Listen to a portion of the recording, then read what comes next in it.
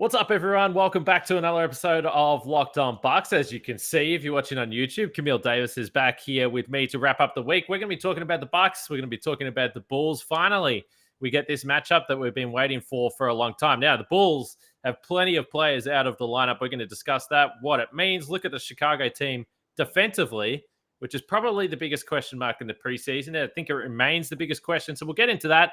And then Camille's been scrolling through Twitter and finding some interesting tweets regarding Giannis, regarding winning championship teams, the role players on those championship teams. So we're going to get into that as well. That's going to be a lot of fun later in the show. So let's get started.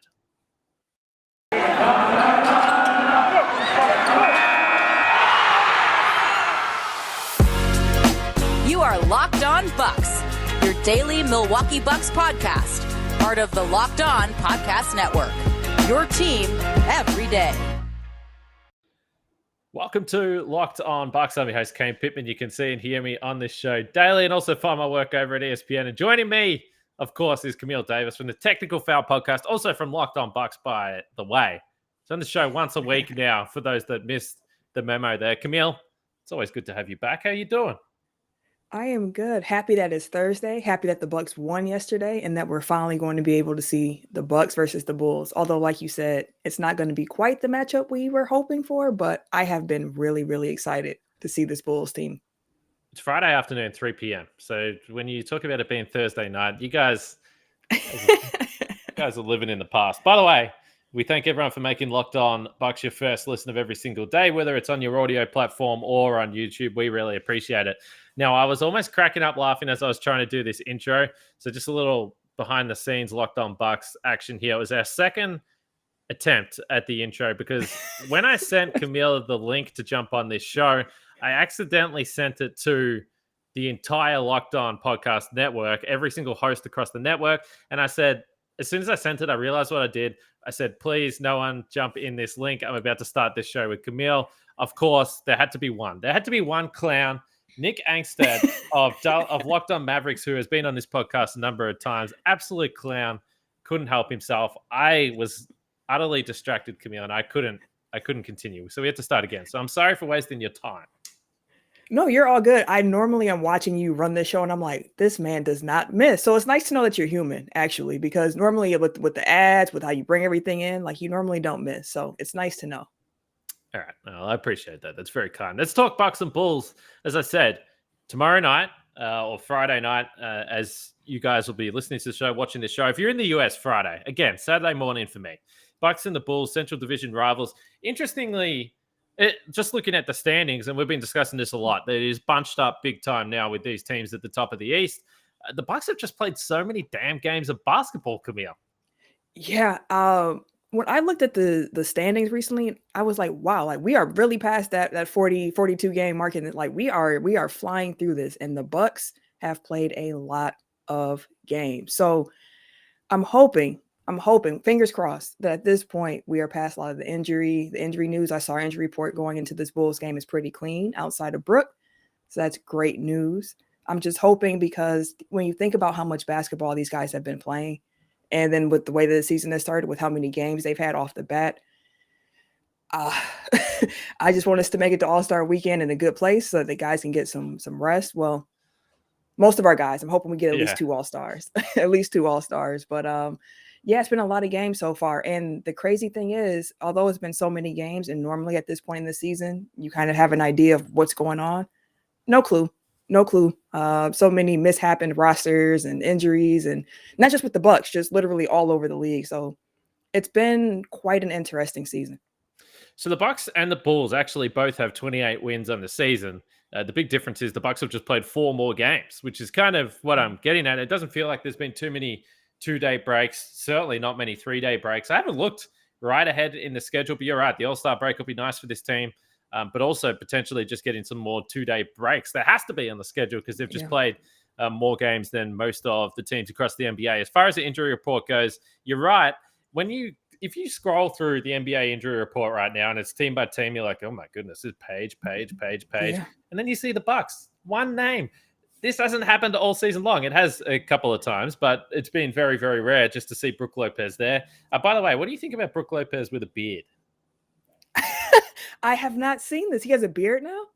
Yeah, he was at practice the other day. And look, I will say this, and I respect it because I'm a man who likes to just be very casual, wear whatever. I don't really like to do anything with my hair. That's why I'm always wearing hats.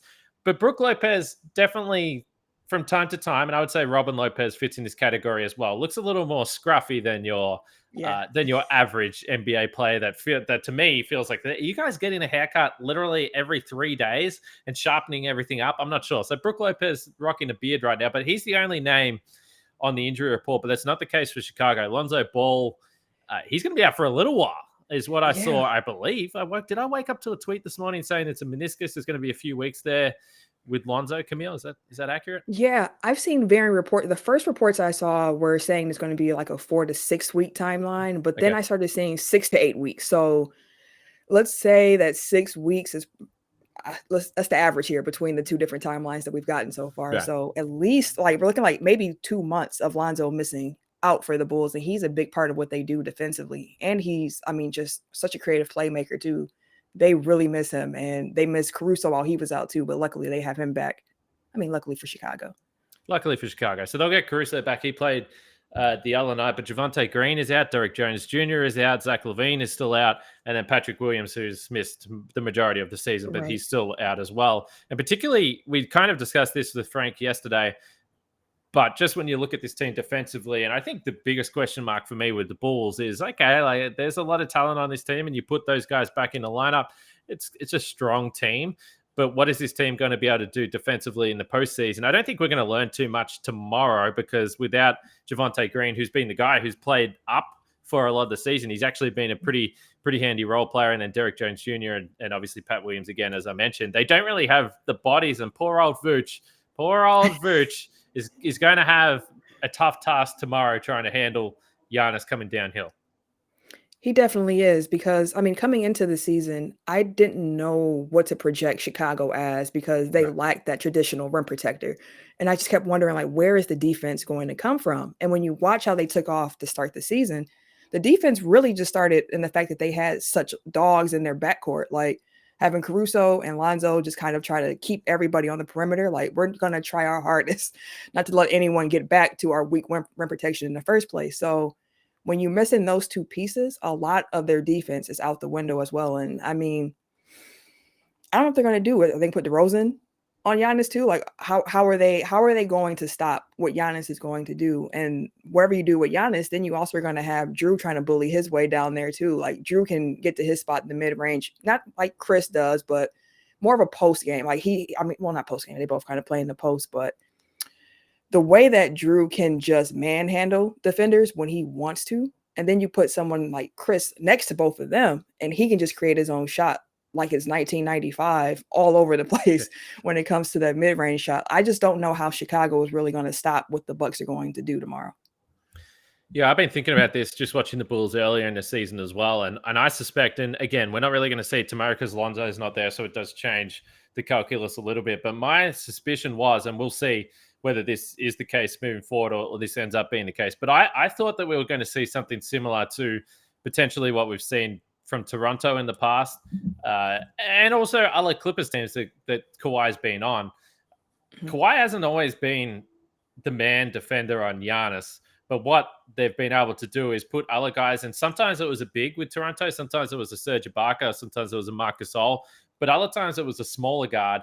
And then if you have just guys bombard Giannis, whether it's on the spin when he tries to get to the middle or on a quick double team. And this is kind of what the Bulls have been doing defensively. You already pointed to it. It's been kind of chaotic with Caruso and with Lonzo Ball. And I wonder whether we're going to try and put a smaller guy and then just try and swarm Giannis, freak him out a little bit, see if they can catch him by surprise. I don't know whether that's a plan that would work. But I do think that's where the Bulls have had success. And at least it's something different to what Giannis usually says rather than, hey, Nikola Vucevic is standing in front of you. Okay, Giannis, you can go one-on-one, get downhill and score or get him in foul trouble straight away. Yeah, because I mean, the one thing you really don't want to do with Giannis is keep giving him the same looks over and over and over and over because he will figure it out. So like Chicago's best bet will to be having that chaotic energy and kind of just mixing it up. throw some zones at him, throw the double guards at him, switch it up, have Caruso guarding him, which I think we actually will see a little bit tomorrow. Just keep switching it up, because if you don't, he's just going to keep making the same play. Like you can't stop him. You can't make it easy for Giannis. You have to make it difficult. And that's what we saw in Charlotte to a certain degree, where they just kept throwing so many different defenses out there, not just confusing Giannis at times, but just the Bucks offense in general. Like, okay, let me figure out what we're seeing right now, and now let's run a play. So Chicago's really, I mean, I guess their only hope is to try to confuse the Bucks in that way. But yet and still, I don't know if they have the personnel to really be super successful at it, but I'm sure they're going to make an attempt at it. Yeah, again, it's not going to be tomorrow, but whether it's Alonzo, it potentially could be Caruso at times tomorrow. But I've still always thought a smaller guy can cause some issues for Giannis. Yeah. One, because if Giannis even touches these guys, they're flying 50 meters, and the opportunity for an offensive foul is there. And the other thing is, when you're as tall as Giannis, and this is pretty simple stuff, and I do think Giannis has got better at dribbling the ball, whether it's a crossover through his legs, keeping the ball low. And sometimes going back years ago, he's just a tall man. You have to dribble the ball. The ball's coming up pretty high. When you've got a little defender up in your armpits, they can poke the ball away. They can get in there. And especially Caruso's bald head up in his armpits there, trying to poke the ball away. Who knows what could happen? So it could cause chaos. So I'm interested anyway. I'm intrigued. I would bet that if it's just Giannis and Vucevic, though, that he's going to have a pretty big night. But that leads me to betonline.ag, which would like to wish everyone a happy new betting year as they continue the march towards the playoffs and beyond. BetOnline remains the number one spot for all the best sports wagering action in 2022. It's a new year, which means there's a new updated desktop and mobile website where you can sign up today to receive a 50% welcome bonus on your first deposit. Just use the promo code LOCKEDON to get started. It can be basketball, football, hockey, boxing, UFC, whatever it is. You can find it all at betonline.ag, which is the fastest and easiest way to wager on all those favorite sports of yours. That's BetOnline, where the game starts. Of course, don't forget to check out the Locked On Now podcast as well. Now, I plugged this yesterday. I was on it yesterday, so I'm sure everyone, after they listened to Locked On Bucks, went and listened to Locked On Now, which reminds me, by the way, there apparently was some issue with the audio version of this podcast that didn't upload to your apps there. So I believe that is up on the apps now. So if you're listening to this podcast here with Camille and you missed the post-game pod with the Grizzlies, I was with Frank. You can check that out there. And I will say, make sure you remind me, if you don't see the pod and it's literally hours and hours and hours and hours after the game, send me a tweet, get into YouTube comments, wherever it is, send me an email, whatever need be, and let me know, because it might surprise you guys, but I don't listen to the pod. So I never check the apps to see whether the podcast is up there. So I appreciate it if you let me know. And maybe I'm just working on some other stuff, but maybe it hasn't worked at all, which was the case today. So let me know. And then I will be able to tell you. I want to get to some defensive numbers from the Bulls. But first of all, shout out to two Bucks fans who went to the Grizzlies game, and it was their first time live at a Bucks game. They reached out to me. First one, Noah Peterson got onto me on the YouTube channel, so I hope that he had a great time. He's been a Bucks fan for a long time, since he was 12 years old. The Andrew Bogut days, similar story to me, I guess. So shout out to Noah. And also Tim Lewis is an Aussie. He's from Warrnambool, which means nothing to you, Camille, but it's about 3 hours away from where I live in Melbourne. And he messaged me on Twitter. Tim Lewis sent me a DM and said, I'm in Milwaukee. And I was like, okay, first of all, how the hell did you get to Milwaukee? Because no one can leave or get back into Australia on this little island that we live on. So how are you in Milwaukee? Anyway, I think his partner is a Wisconsinite or something like that, which, by the way, that's what I should be. That's what I should be working at, Camille. But I told you, Kane, I'll be your wing woman. When you come back, we're going to go out. We're going to hit the streets. Man, I got to do that. But this brings me to the question. So he said, where should I go around the Deer District for good food? And I said, to be honest, to my knowledge, the food around the Deer District and around 574, remember, we're dealing with pub food, right? There's plenty of bars. There's plenty of bars that I like going to, but it's mostly pub food. What did I miss? What would you recommend around 574 to eat? Oh, man. So the thing with that is, like, before a Bucks game, the whole Deer District, I mean, it's packed. So part of the problem is trying to find somewhere close by to eat. So normally I'm going to be walking a few blocks to get something to eat. Yeah. And there's just so many different options. It really just depends on what you're in the mood for. But you have to kind of prepare ahead a little bit because everywhere is generally packed. But I mean, you have the whole Old World Third Strip of different restaurants to choose from. You could go a little bit further down Water Street and get some other grubs. Like there's some options. There's some options. Depends on what you want. So I remember the first time I came to Milwaukee, and I keep on mentioning this first trip. Everyone knows it, but by this stage, if you listen to the podcast a lot, but it was back in the Bulls series 2015. But I remember that I'd never really seen the Bradley Center other than on TV. And I was like, I wonder where the Bradley Center is. I don't really know my way around Milwaukee, trying to figure it all out. I went with a couple of people that I was staying with, lovely local people that said, we'll take you to the basketball. Let's go. Let's hang out. So we went to Buck Bradley's, and I was like, this is fine. We're Bucks fans everywhere. We're drinking beers. We're eating food. Playoff basketball is about to come. And then when you walk out the door, then you just see the Bradley Center is there. And I was just like, unbelievable. Like, this is my favorite bar to go to. And there's actually nothing that special about Buck Bradley's, but it is good before a basketball game. That's for sure. So that's what I'd say. Go there. Let's get back to the Bulls. So some defensive numbers that I was looking up before, because I was just curious, particularly around Nikola Vucevic, as we've already mentioned, just in terms of his rim protection, what the Bulls are doing in the paint this year. So this is all via NBA.com stats. So the Bulls so far this season, they're giving up 30.9 shots per game within 6 feet, which is the fourth most in the NBA. So teams are getting shots up there. But the percentage that they're giving up, 62.2% on defended field goal attempts, is actually middle of the pack. 62.2 sounds high, but it's 14th in the league. So that's almost dead even in the middle of the pack. And just for reference, the Bucks are actually at 61.2%. So they're pretty close there. It's not much better.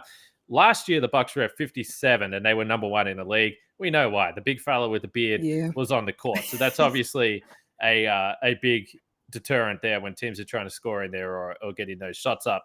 Vucevic himself is giving up 59.6% field goal percentage at the within 6 feet this season.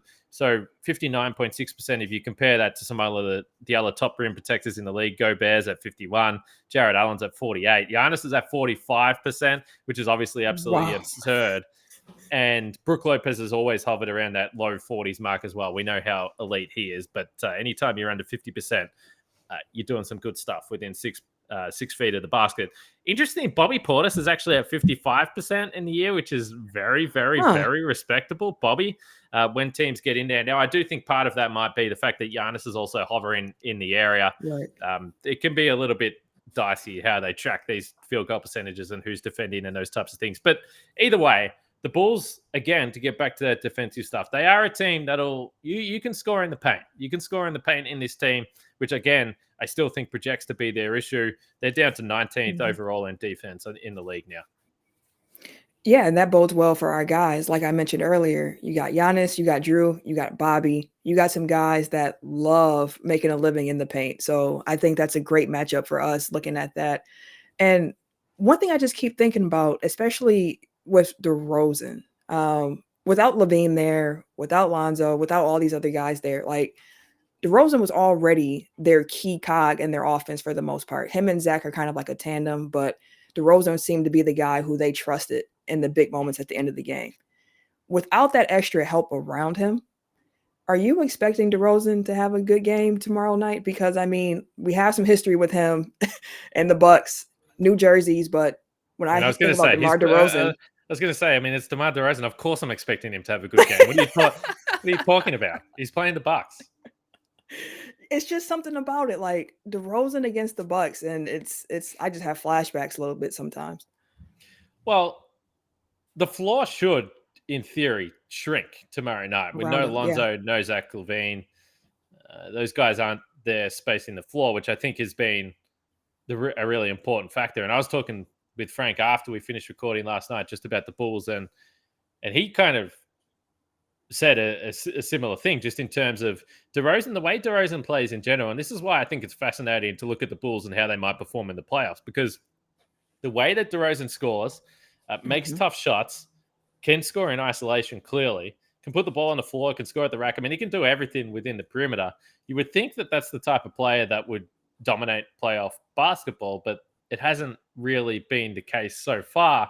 And I think ultimately, when I think about the Bulls, this is kind of the sticking point, I think, for so many people. They're like, DeMar DeRozan is really the guy that's going to lead this team to be a contender. It's just a hard idea to wrap your head around. It is. It seems like, I don't know. It's felt like we've been living in a weird reality for the last few years as it Yeah. is, but seeing DeMar DeRozan in a Bulls jersey playing like he's baby Jordan has been really strange for me because I remember those Toronto series with him. And even when he was down in San Antonio and they had like the regular season success just does not seem to translate over to the playoffs when it comes to DeMar DeRozan.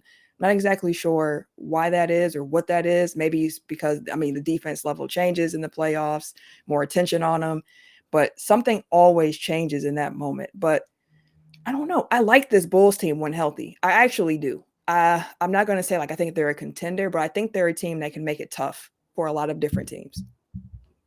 Yeah, I think that's right. But when you talk about with the players or teams where they can perform in the regular season, perform in the playoffs, sometimes it's wait and see. Sometimes you need to see how they go in the postseason. But there's one thing that performs whether it's regular season or postseason or off season, any season, and that's Built Bar because it is a new year. So that means there is New Year's resolutions, and if yours is about getting fit or eating healthier, make sure you include a Built Bar in your plan. If you want to eat healthy, but it can be boring, then Built Bar is the snack for you. You won't get to week 3 and be thinking, this is just not worth it. This isn't working for me. You'll want more. You'll go to built.com. You'll do another bulk order. You'll get different flavors. You'll be loving life. And the diet, the New Year's resolution, whatever it may be, the exercise plan will be working to perfection. So you'll be feeling pretty good about that. And even if you're not a huge fan of working out, you can at least eat something that tastes good and is good for you. That way, while you enjoy a delicious Built Bar, you can almost count it as a workout.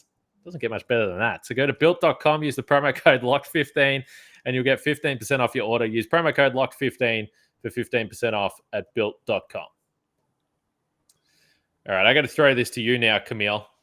What are these tweets you're looking at? And I will say, I was getting ready this morning to head into work, and I saw this, and I saw a graph where Giannis was kind of completely out on his own. I said, yes, Giannis. There's almost every graph Giannis is like that. So I didn't actually dive into the details. You brought it up. I'm interested. Okay, so, just during my free time, just scrolling through Twitter, saw a tweet from Hoop Site. And it was just a chart. And I'm like, what is this chart talking about? And why are they calling out Giannis in particular within this chart? And the chart is just saying that of all players in the NBA 75 list, Giannis is the one with the least star power around him to win an NBA championship. So there are guys, who didn't even win a ring, who had more star power around them, who are on this NBA 75 list. And then you have some guys where it's like, of course, having that talent help propel them because someone else who's completely on their own is Bill Russell, but in the complete opposite way. I mean, first of all, the man has 11 championships, but yeah, he also just had so much talent around him. And the way that they determined that was by looking at it like this. The star rating was that you got 1 point per each teammate with an MVP, an all-star, an all-NBA, a first team, or an all-NBA second team selection. So with that criteria, they are saying that Giannis, of all the NBA 75 folks, is the one who had the least amount of star power around him to win a championship. Does that surprise you? Not really. I'm looking at this because I've actually pulled it up. And by the way, I like the caption from Hoops Hype here. It says, you're not going to believe it, but there's a pretty strong correlation between the star player you play with and the amount of NBA titles you win. We all suspected that might be the case. But I'm trying to figure out where this Giannis dot is. And I guess I could click on the story. But I'm guessing it's the one on the bottom left, just on the one, right? Yep, the very first dot you see on the one. Yeah, so this is the thing. And we kind of were discussing the idea of this last week or maybe a couple of weeks ago, Camille.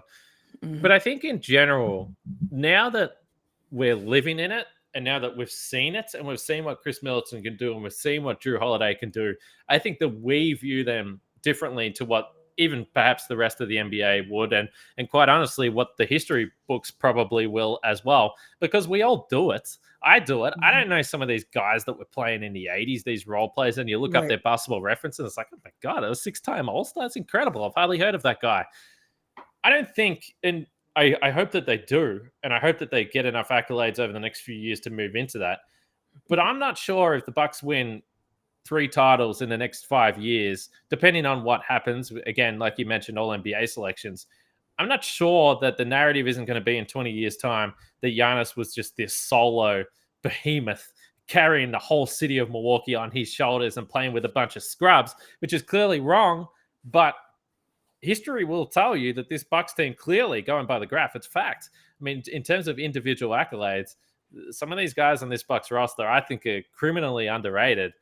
Mhm. But the way we judge players these days, a lot of the times, is how many All-Stars did he have? How many All-NBA? What individual awards did he win? And quite frankly, Drew Holiday, Chris Middleton don't have a lot in their bag. And some people can say that's wrong, but it's the facts.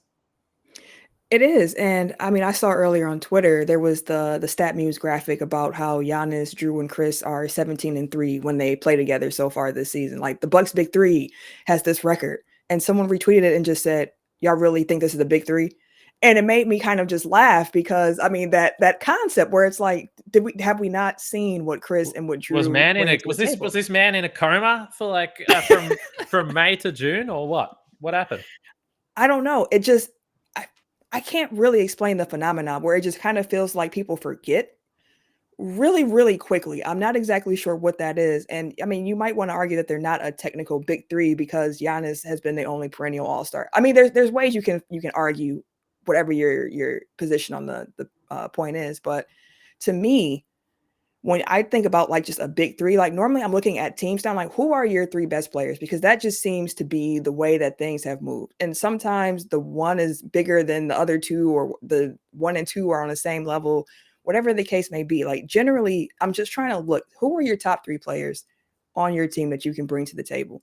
And while Chris and Drew might not have that hardware, I think they're the perfect teammates for someone like Giannis, because of the way that he plays and also how they also just don't seem to have any egos. The guys are not selfish. They just want to win and they're willing to do whatever it is. And we've seen Chris, when it's his time, when he needs to step up, he steps up. When Drew needs to step up, he steps up. And all 3 of these guys, they just seem to get it. And what excites me the most about them going into year 2 is that now we're having some more chemistry between them.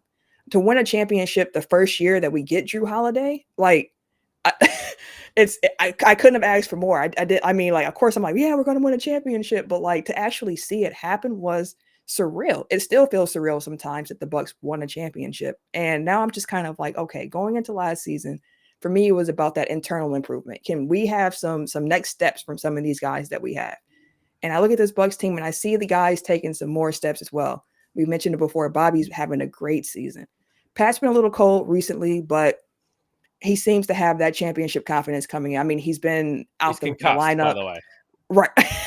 I mean, God, bleeding it, like he just can't seem to help himself at this point. It's like his head's a magnet for just things to come at it at this point. But that internal improvement with those guys and seeing those 3 continue to work on their chemistry, seeing more 2-man game with Drew and Chris or Drew and Giannis has been cool to see too, because they're just developing that chemistry. And history books might not look back on it and say like, wow, like what a solid Big Three they had. They might look at it like you mentioned and say this was Giannis's show. And I mean, Giannis is a generational talent. We know that now. And it's kind of weird to kind of think about that still, because I can still remember his rookie year where it's kind of like, I hope this kid can flash something, but no, he's one of the best NBA players that ever pick up a basketball at this point. So when you look at how high his ceiling is too, it's really hard to try to be on that level with him, because there's not many people who are going to have the same talent as Giannis, because it's you don't see it often. You really don't. Yeah, it's interesting. The problem, I mean, I always want to compare this championship team. It's the San Antonio Spurs model. And if you look at Giannis as the Tim Duncan, and I know there will be people that say Giannis is better than Tim Duncan, whatever. I mean, he's an all-time great. So there's nothing disrespectful about making that comparison. But then you have the other 2 guys in Ginobili and Parker, who I think they both missed out on the NBA 75. But historically, everyone looks at that Big Three as one of the great dynasties. Unfortunately for the Bucks, they're not going to have the time to do that. They're not going to be together for 15 years. Hey, it would be fun if they're out there playing when they're 46, 47 years old, but I don't think that it's going to happen. But they are that type of model. So we'll see what happens over the next few years. We know that at this stage, it looks like they're going to be with the Bucks for at least the next sort of 3 or 4 seasons. And by the way, if you're not classifying Drew, Chris, and Giannis as a Big Three, I don't want to hear any disgusting remarks like the Los Angeles Lakers have a Big Three with LeBron, Glassman, Anthony Davis, and Brickfest Russell Westbrook. That's not a big three. The big three in Milwaukee actually get it done on the court. The team is good. They've won a championship. Those guys in LA are a mess. Just fun to see. We'll see how it plays out. But come on. Don't be disrespecting our guys. But in terms of that graph, really interesting stuff. But I do think, the Bucks are a team that you kind of have to watch to get a real appreciation for, or listen on the radio if you're into that type of thing, which is great because if you're into listening, you can listen to the Locked On Bets podcast with your boy Q and handicapping expert Lee Sterling. They'll have you covered for all those types of things. But where are you watching this game, Camille? Bucks and Bulls. What's the plan? Oh man, watching Bucks and Bulls from home during the pandemic, I made sure to invest in my home, my home audio, my home stereo, my home TV. So the setup is beautiful. I cannot wait to watch that game on my couch with all of my snacks, my Sprecher's cream soda, and have a good day. I'll be on the couch as well. There's no doubt about that. I think it's going to be hot here. I'm not trying to rub it into anyone, but I'll probably have the AC on. I'll be sitting back on the couch, Camille, listening to maybe Zora. By the way, shout out again to Zora. She was great on the play-by-play with that game against Marcus, that game against Memphis with Marcus alongside. And also Melanie as well, who's killing it on the sideline. So what a team. What a team they had there. We'll see when Lisa's back. I'm not too sure. Who knows? Either way, we're lucky. We're fortunate. Kind of like the Bucks. We got some good depth here in Milwaukee with our broadcasting team. Superb depth. All right. I don't know whether we're going to podcast after this Bulls game. We will at some point, depending on what time it finishes, what Frank's doing. I got to work tomorrow, Camille, so I got to get out after the game. So we'll see whether there's a post-game pod, but check it out either way in case there is. If Giannis, has a monster game, the Bucks have a big win. Frank might just go by himself. Who knows? We'll see. We'll see what happens there. He's done it from time to time. But for now, we'll leave it there for Camille and myself. Take it easy. Enjoy the Bulls game. And we'll speak to you guys next time.